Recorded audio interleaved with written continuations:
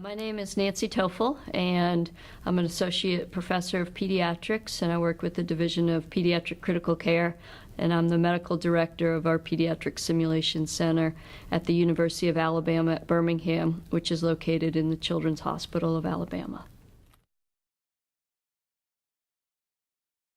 My history with simulations started many, many years ago when I was getting my Master's of Education at UAB, and I started running a mock code program with a simulator that didn't move, and it generated vital signs, and that was the start of our mock code program.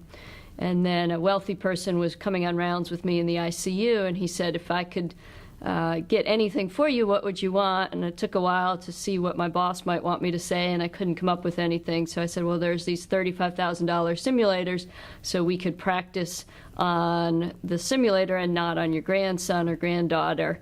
And about 6 weeks later, I got a check for $35,000 and bought SimBaby and had it in a room by itself. And despite not knowing too much, it was clear that the learners liked it much better than the simulator that didn't breathe, didn't have pulses, and that was how our center began.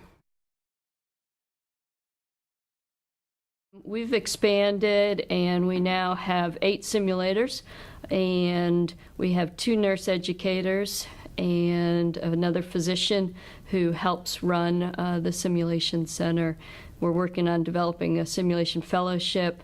We have medical students that help do their research project with us, as well as other volunteers. In August of next year, we're opening our new children's hospital, which is going to help us develop into a bigger center. We're in one hallway now. We started with a single room and now have about 8 rooms, and we've run out of space.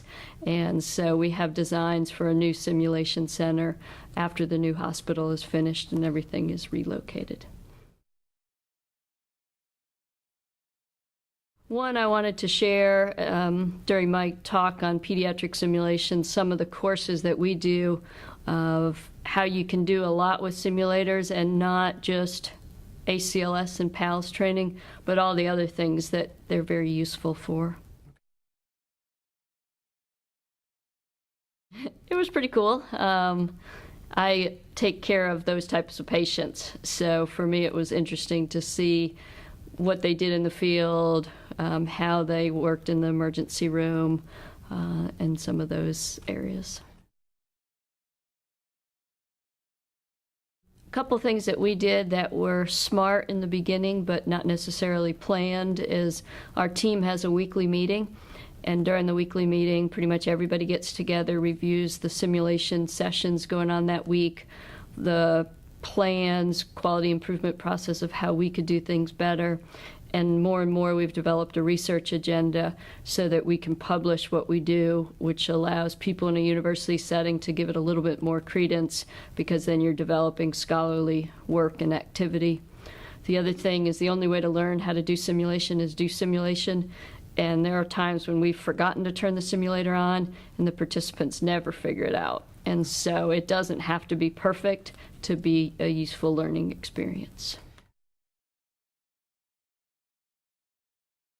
Only do standardized patients in the setting that once a year for our ER and PICU faculty and fellows, we do a death and dying scenario where we have actors from the School of UAB theater department come in and play the parents, and all the simulators die, but the people don't know they're all going to die.